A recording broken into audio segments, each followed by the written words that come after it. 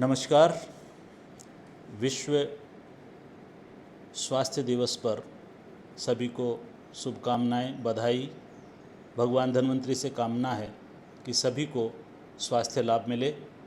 आज महाविद्यालय में एक सेमिनार के चलते हमारे पास आयुर्वेद के देश के मूर्धन्य विद्वान पधारे हुए हैं। दुनिया को, लोगों को जीने की राह और लोगों को वो रास्ता दिखाना जिस पे चल के वो स्वस्थ रहें, ये बहुत ज़रूरी है। हम अगर स्वस्थ रहते हैं तो हम अपना खुद का तो भला करते ही करते हैं, हम समाज का और देश का भी भला करते हैं। अगर आपको जानकारी हो तो जिस देश में लोग स्वस्थ हैं उसकी इकोनॉमी बहुत अच्छी होती है। इसलिए आइए हम ये प्रयास करें कि हम स्वस्थ रहें, हमारे साथी, हमारे परिवार के लोग ये सब स्वस्थ रहें। आयुर्वेद में स्वास्थ्य के लिए 3 प्रमुख कारण हैं: कालार्थ कर्मणा हीन मिथ्यातिमात्रकम योगो विज्ञेय रोगारोग्य कारणम। रोग के भी ये 3 कारण। और आज हमारे पास विद्वान जो उपस्थित हैं यहाँ, नई दिल्ली अखिल भारतीय आयुर्वेद संस्थान के प्रोफेसर महेश जी व्यास, जो वहाँ के डीन और रिसर्च हैं और देश के माने हुए विद्वान हैं, हमारे साथ उपस्थित हैं। आज राजस्थान आयुर्वेद विश्वविद्यालय के रजिस्ट्रार डॉक्टर गोविंद साय शुक्ल, जो रस शास्त्र विभाग के मूर्धन्य विद्वान हैं और देश विदेश में आयुर्वेद की ख्याति फैला रहे हैं। हमारे साथ में आज उपस्थित हैं डॉक्टर योगेश जी, जो रिसर्च एंड मेथोडोलॉजी के ऊपर पूरे विश्व भर में कार्य कर रहे हैं। ऐसे ही हमारे साथ आज यहाँ हमें इस कार्यक्रम में शामिल हो रहे हैं डॉक्टर राजा राम जी, जो परीक्षा नियंत्रक के साथ में अध्ययन अध्यापन के कार्य में बहुत लंबे समय से व्यस्त हैं, बहुत धीर गंभीर प्रकृति के हैं। इनके विद्यार्थी इनकी अध्ययन कौशल से बहुत प्रभावित होते हैं और स्वास्थ्य के ऊपर इनका बहुत काम है। और हमारे साथ आयुर्वेद विश्वविद्यालय के रिसर्च के जितने भी प्रोजेक्ट्स हैं उन पे काम करने वाले डॉक्टर राकेश जी उपस्थित हैं।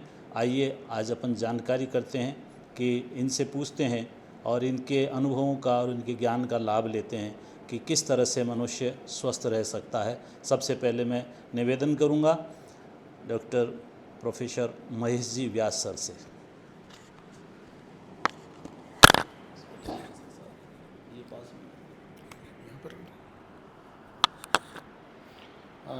नमस्कार सभी को, और सभी को विश्व स्वास्थ्य दिवस की हार्दिक शुभकामनाएं। जैसा कि प्राचार्य महोदय प्रोफेसर महेश दीक्षित जी ने बताया कि काल, अर्थ और कर्म, इनकी स्वास्थ्य के लिए क्या भूमिका है, तो हमारे आयुर्वेद ग्रंथ में जैसा कि कहा गया है, कालार्थ कर्मणाम योगो हीन मिथ्यातिमात्र का सम्यक योगश्च विज्ञेय रोगारोग्य का कारण। ये रोग का और आरोग्य का दोनों का कारण है। और हम अगर देखें तो हमारे आचार्यों ने सभी जगह काल के महत्व को विशेष रूप से बताया है। और हम काल में कहते हैं कालो ही नाम भगवान स्वयंभू। काल तो अपने आप में एक स्वयंभू है और इसलिए महाकाल के लिए कहा जाता है कि वो काल भी मुझसे डरता है, मैं महाकाल की नगरी में रहता हूँ। यानी काल का एक अपना महत्व है। अब आयुर्वेद में अगर हम देखें तो आयुर्वेद में कहा गया काले च आरभते कर्म यत् तत् साधयति ध्रुवम्। आप कोई भी प्रोसीजर कर रहे हैं, आप किसी भी औषधि का प्रयोग करिए, लेकिन उसको अगर सही काल में प्रारंभ नहीं किया तो उसके सही परिणाम नहीं मिलते हैं। इसलिए जिसको हम पंचकर्म को आयुर्वेद की मुख्य चिकित्सा कहते हैं, उसके लिए आचार्य चरक ने कहा, हमारे आचार्य सुश्रुत जी ने भी, वाग्भट जी ने, सभी ने कहा कि माधवस्य प्रथमे मासे। माधव का मतलब होता है वैशाख मास, और वैशाख से पहला वाला मास माने चैत्र पर, और चैत्र मास अभी शुरू होने वाला है। तो इस चैत्र मास में जो चैत्र प्रतिपदा को हम नववर्ष मानते हैं, ये कफ के प्रकोप का काल है और इसमें हम वमन करवाते हैं। तो यहाँ पर काल का ही विशेष महत्व है कि इस काल में कफ का प्रकोप होता है।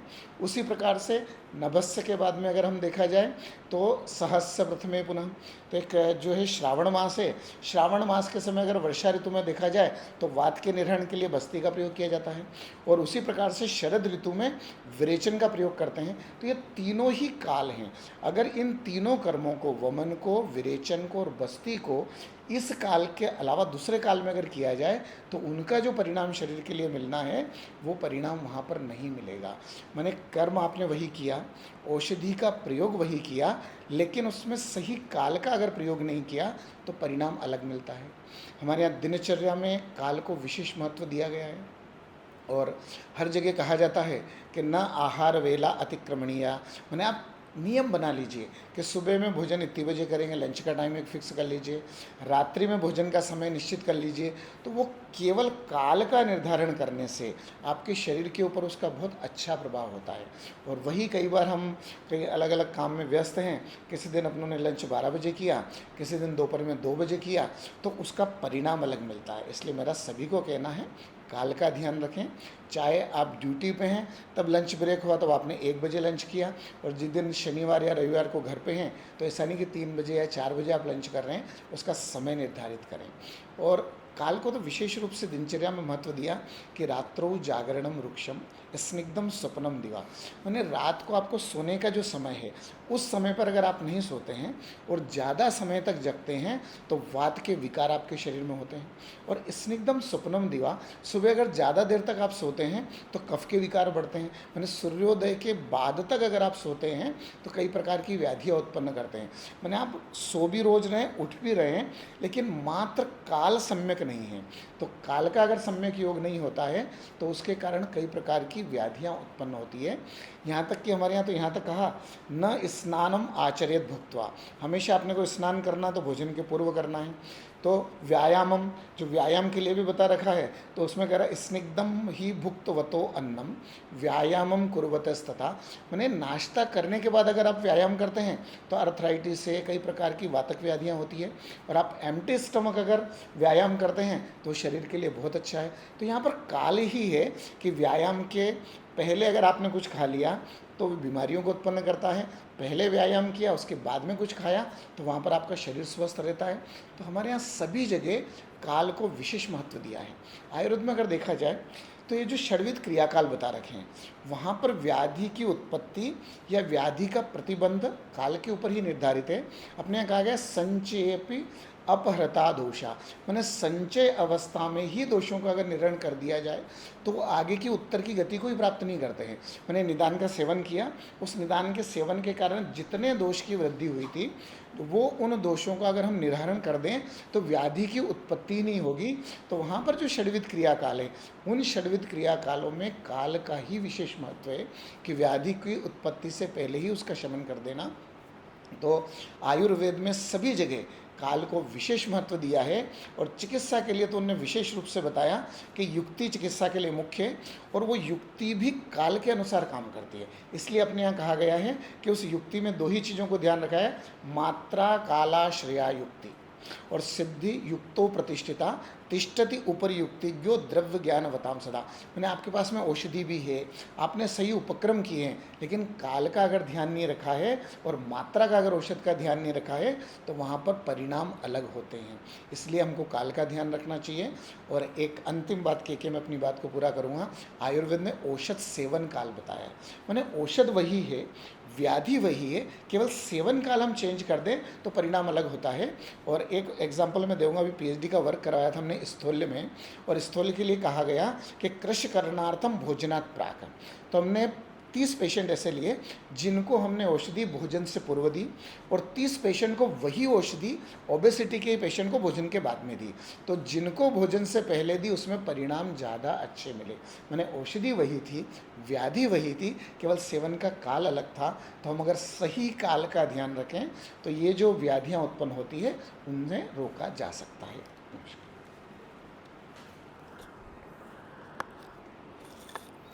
नमस्कार, आप सभी को विश्व स्वास्थ्य दिवस की बहुत बहुत शुभकामनाएं। अर्थ जो दूसरा एस्पेक्ट है स्वास्थ्य का, उसमें अर्थ इंद्रियों के साथ जुड़ा हुआ है। आयुर्वेद में इंद्रिय एकादश कहे गए हैं, ज्ञानेंद्रिय, पंच पंच कर्मेंद्रिय और एक उभयेंद्रिय मतलब मन।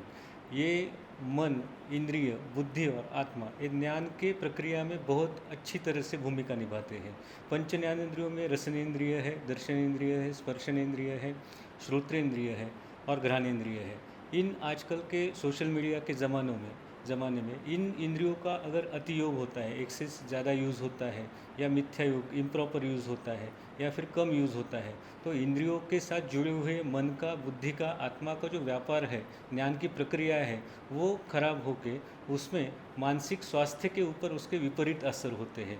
तो इन विपरीत असर को रोकने के लिए एक नया जो ट्रेंड आजकल चलता है उसे इन्फॉर्मेशन डाइट कहते हैं। तो सोशल मीडिया का उतना ही यूज़ प्रोडक्टिव बनने के लिए करना चाहिए जितना हमारे स्वास्थ्य के लिए लाभकारी हो और उसका विपरीत असर हमारे स्वास्थ्य के ऊपर ना हो। तो इंद्रियों का स्वास्थ्य अर्थों के साथ जुड़ा हुआ होना और बाह्य ब्रह्मांड के सृष्टि के साथ जुड़ा हुआ होना, ये भी हमारे लिए, हमारे स्वास्थ्य के लिए बहुत ज़्यादा महत्वपूर्ण है। आपको सभी को पुनश्च एक बार हार्दिक शुभकामनाएं। धन्यवाद।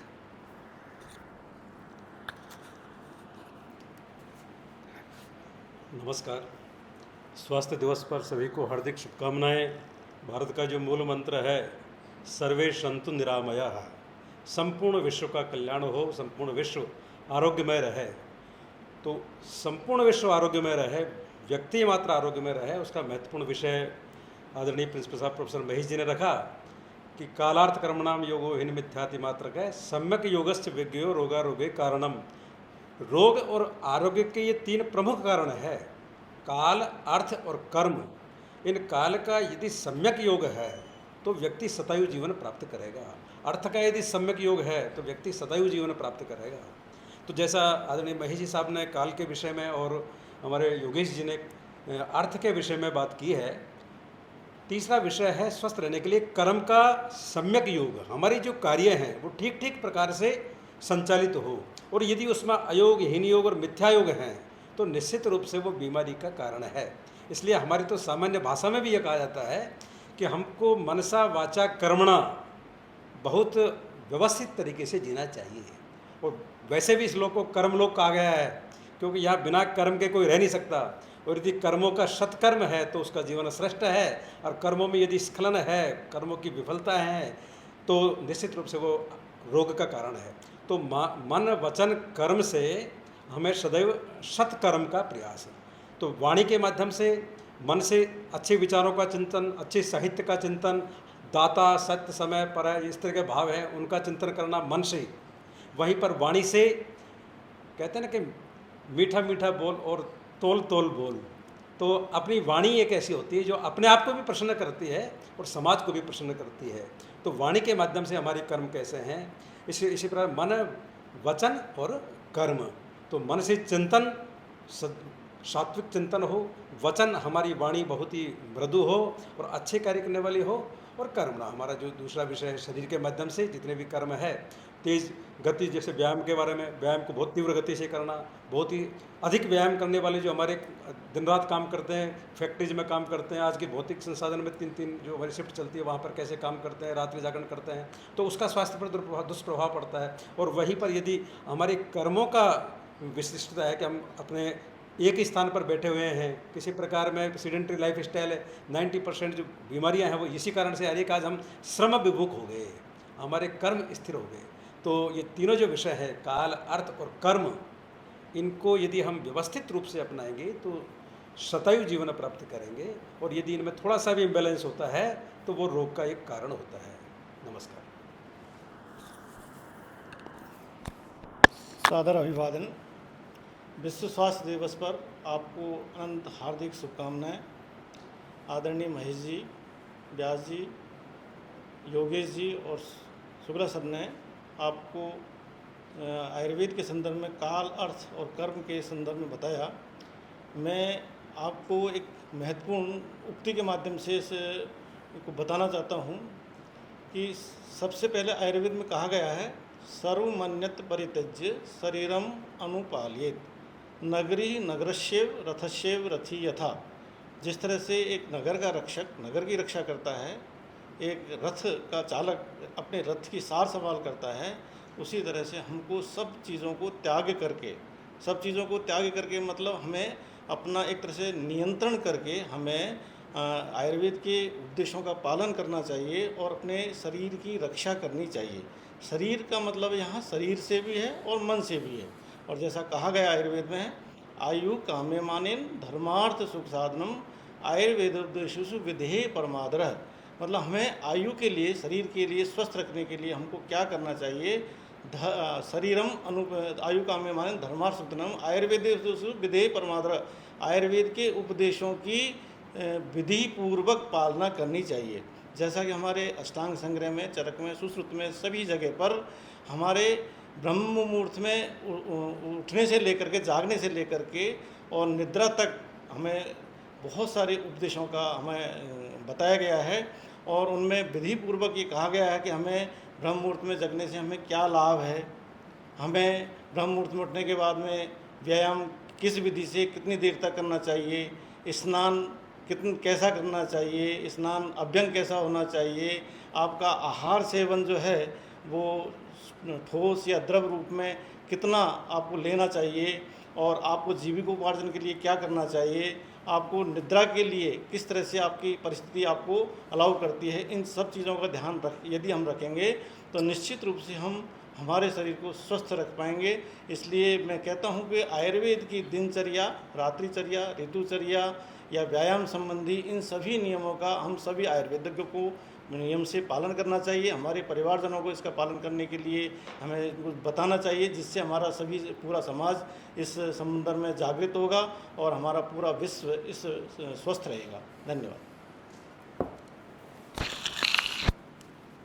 मेरे सम्मुख विराजमान हमारे प्राचार्य महोदय, आदरणीय व्यास जी, आदरणीय योगेश जी, शुक्ला जी और राजा राम जी, आज विश्व स्वास्थ्य दिवस की आप सभी को बहुत बहुत शुभकामनाएं। जैसा कि शब्द स्वास्थ्य से जुड़ा है और जहाँ तक हम सभी जानते हैं, स्वास्थ्य की सर्वोत्तम और सर्वोचित भाषा जो सर्वग्राही है, सभी में ग्राही है, वो उसमें अगर आप देखेंगे तो ये कहा गया है प्रयोजनम च स्वस्थ से स्वास्थ्य रक्षणम आतुर से विकार प्रशमनम। तो हमारे यहाँ जो पहला प्रयोजन जो कहा गया आयुर्वेद में, स्वस्थ के स्वास्थ्य की रक्षा करने के निमित्त कहा गया है। तो जब स्वस्थ स्वास्थ्य रक्षा बात की तो वहाँ पहले पूछा गया स्वस्थ क्या चीज़ है, तो वहाँ स्वस्थ की भी परिभाषा बहुत विस्तृत रूप से और बहुत सटीक दी हुई है। समदोषा समाग्निश समधातु मलक्रिया प्रसन्न आत्मेंद्रिय मनः स्वस्थ इत्यादि। इसमें सारी चीज़ें शामिल हैं कि स्वस्थ किसको कहेंगे। जो अभी हमारे बीच में आचार्य महेश जी ने कहा कि जो हमारा संयोग है, संयोग योग है, चाहे काल, अर्थ और कर्म, इन तीनों का, और इन्हीं तीनों के संयोग योग और इन्हीं तीनों के अति मात्रा से और हीन मात्रा या अति मात्रा में होने पर, मिथ्या में होने पर रोग की उत्पत्ति होती है। तो अगर अपन देखें तो यहाँ समदोषा समाग्नि से समधातु मलक्रिया शब्द जो यूज़ किया है वो दोष की साम्यता से, और अर्थात वात पित्त कफ जो हमारी संपूर्ण शरीर की जो क्रियाएं हैं इन्हीं के आधारित होती हैं। अगर ये क्रियाएं सम्यक रूप से हो रही हैं, अगर हमारा जो है मलक क्रिया समाग्नि से समाग्नि, हमारी अग्नियाँ सामान्य हों, 13 प्रकार की अग्नियाँ मानी गई हैं जो हमारे शरीर का निर्माण है, वो क्रमशः जैसे हम देखते हैं तो हमारा जो सिद्धांत है सप्त धातु और पंच महाभूत, और इन सभी का निर्माण जो है आहार के परिणाम स्वरूप होता है। इसलिए जो हमारी जाठराग्नि है वो अगर सम्यक है और तदनुरूप वो सम्यक होंगी तो हमारा निश्चित रूप से दोष और धातु और मल भी हमारे सम्यक होंगे। तो अगर ये सभी सम्यक हैं, साथ सभी चीज़ें सम्यक होंगी, हमारा पोषण सम्यक होगा, और पोषण सम्यक है हमारा, तो हम निश्चित रूप से प्रसन्न आत्मेंद्रिय मनः, आज मेरी आत्मा प्रसन्न होगी, हमारी इंद्रियां प्रसन्न होंगी। ये अगर प्रसन्न हैं, इनकी प्रसन्नता, इनका हर्ष होने पर ही हम स्वस्थ रह सकते हैं। तो अगर हम ये सब करेंगे तो हमारे स्वास्थ्य की परिभाषा सार्थक होगी। हम सबको इसका निश्चित रूप से पालन करना चाहिए। धन्यवाद।